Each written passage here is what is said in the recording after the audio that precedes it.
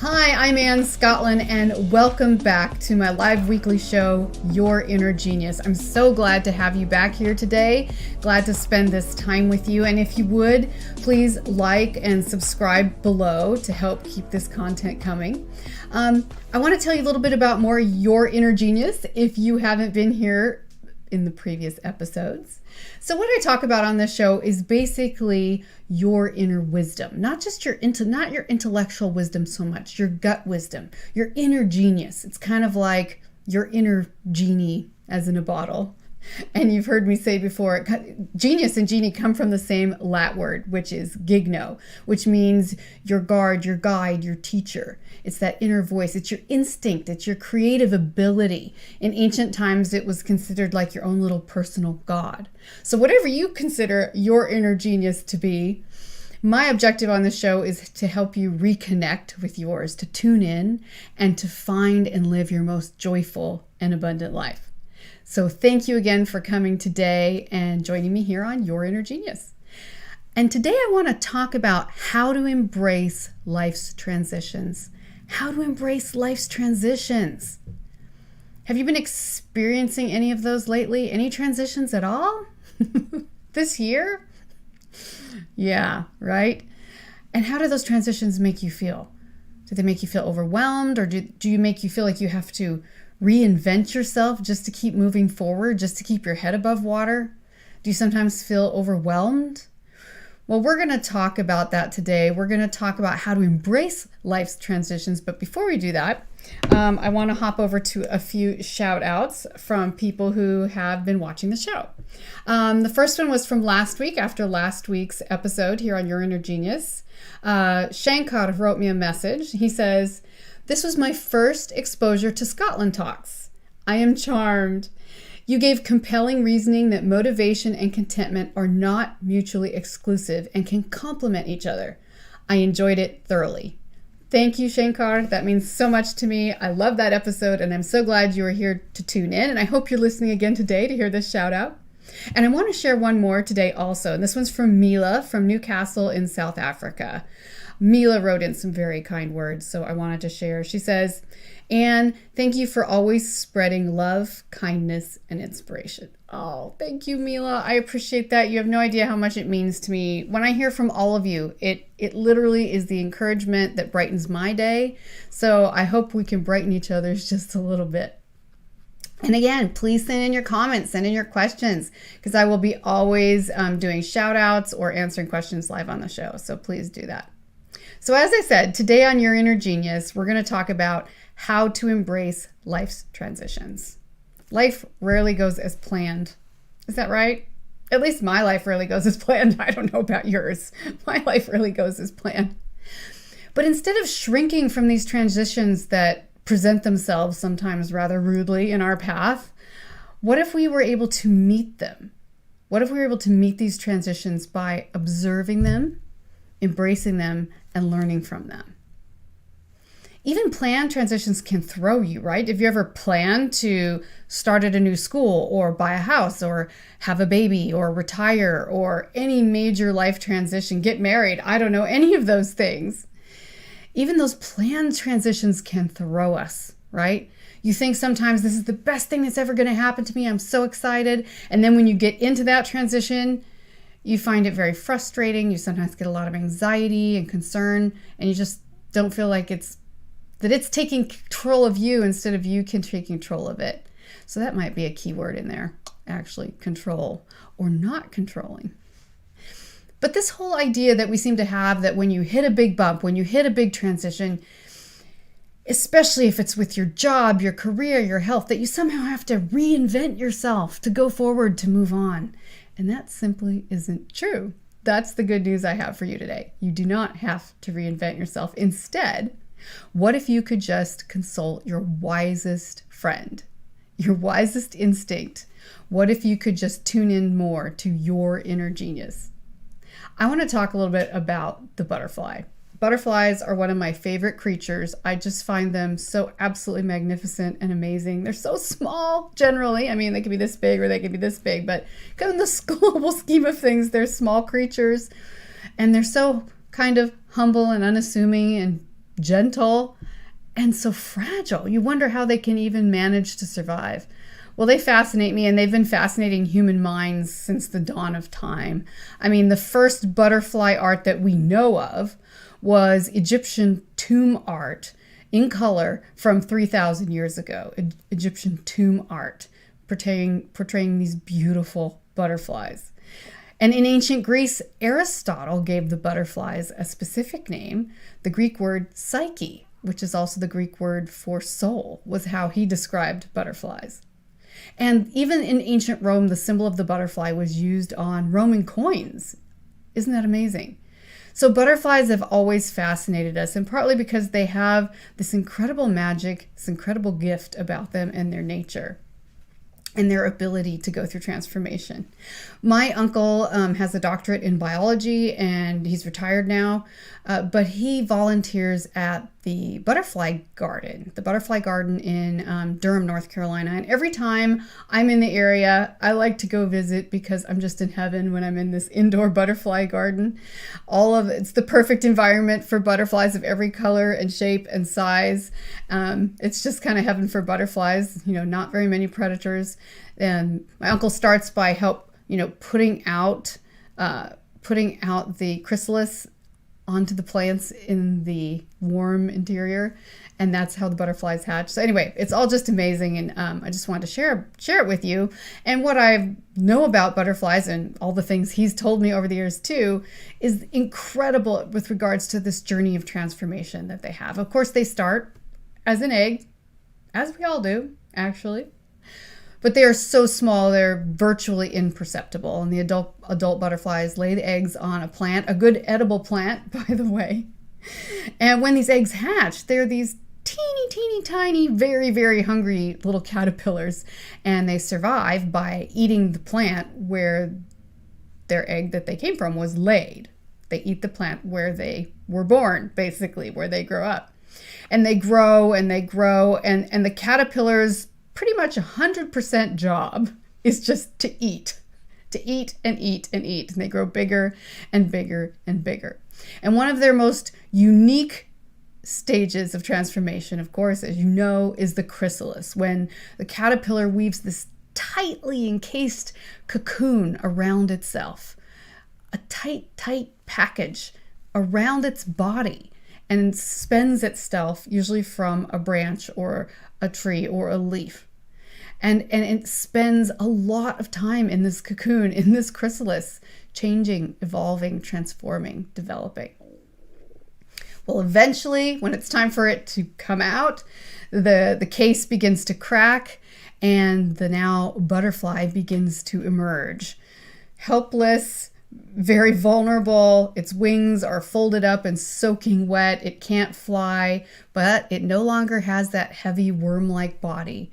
Now it has beautiful colors in many cases.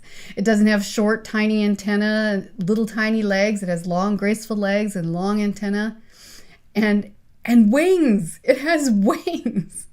And this amazing creature, in many cases, will migrate thousands of miles across the surface of the earth to feeding and breeding grounds and back again every year for the course of its life. Absolutely amazing. Its transformation is so complex, but it's also so simple.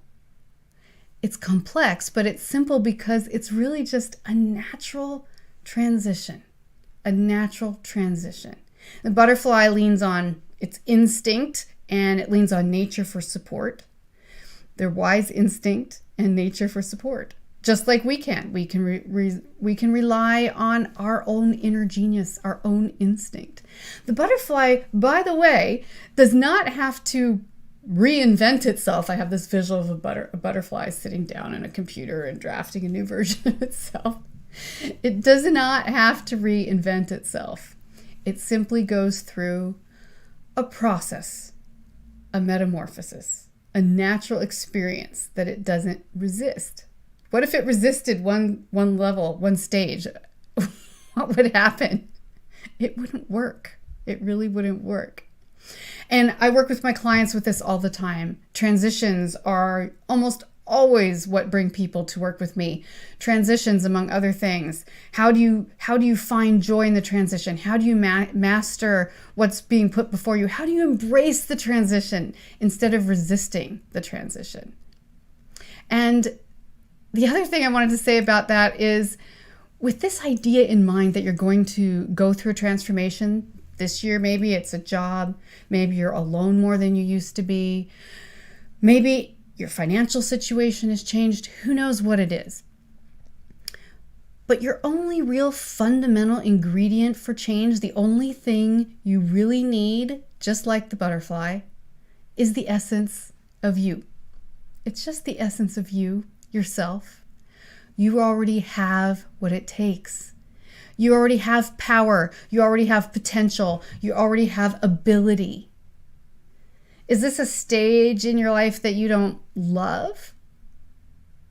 Consult your inner genius. Consult your strength. Consult your intelligence and see how can you maximize the stage you're in right now. How can you gracefully transition to the next level while you maximize your potential? Your inner genius can help you connect your vision, your calling, your dream, your purpose to whatever transition you're going through right now in your life, your own metamorphosis.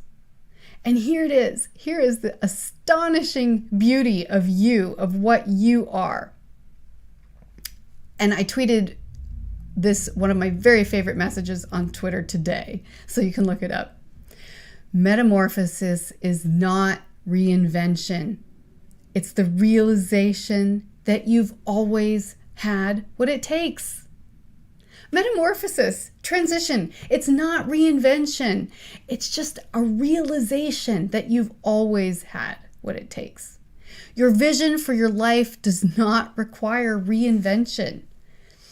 I mean, it doesn't mean you can't plan. It doesn't mean you can't have vision.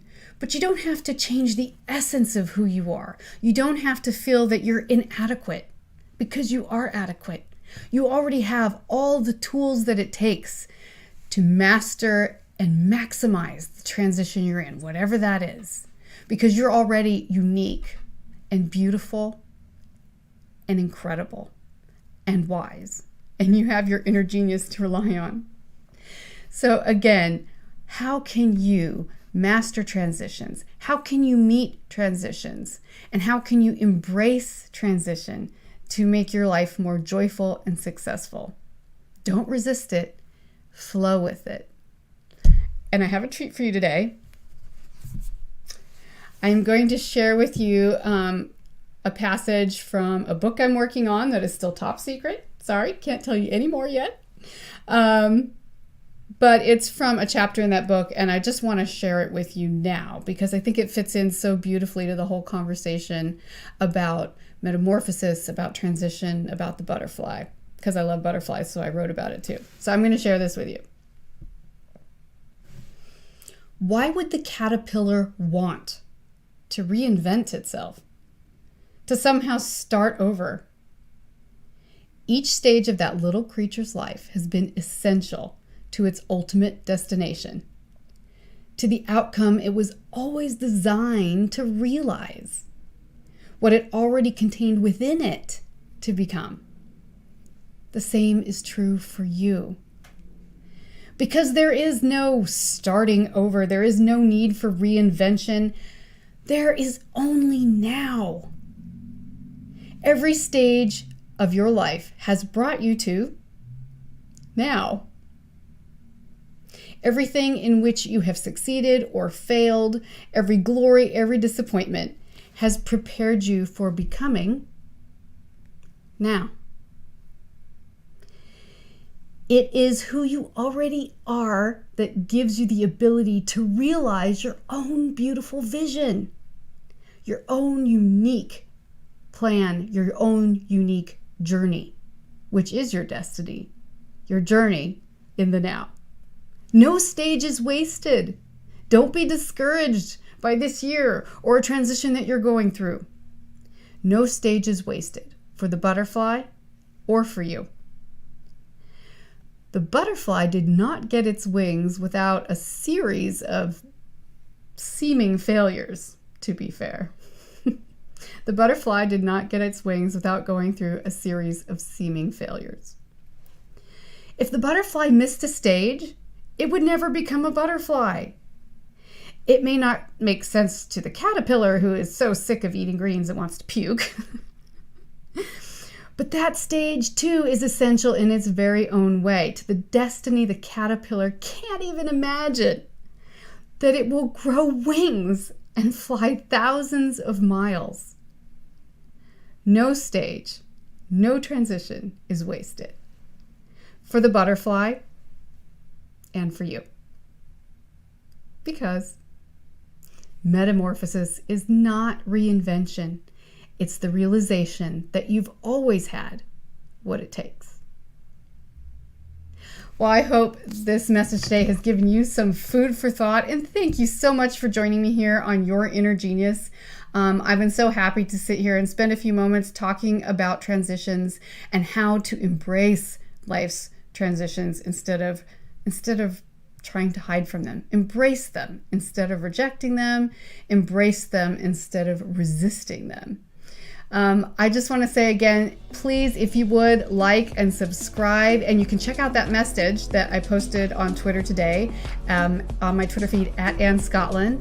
That's spelled ANNESCOTTLIN, or you can see it here in the show. You can also check out more on my mini feed, which on Instagram as well, also at Anne Scottlin. And send your questions for the show. Please leave comments under this episode. You will make my day. And if you want to know what's the latest with me, you can check out my website at AnneScotlinCoaching.com. Thank you so much for letting me be part of your journey.